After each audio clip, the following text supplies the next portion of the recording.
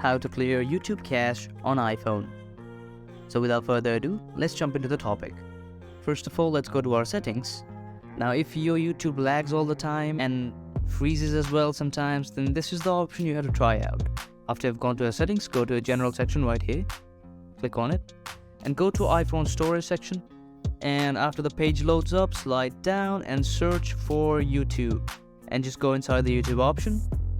And after I've done that, click on offload app. You don't need to delete the app, just offload app. What this will do is that this will free up the storage used by the app, right? So it'll clear out all of your cache, just remove all the unnecessary items out of the app. Don't worry, this won't result in the deletion of your data, and your data will be perfectly safe. So let's just click on offload app.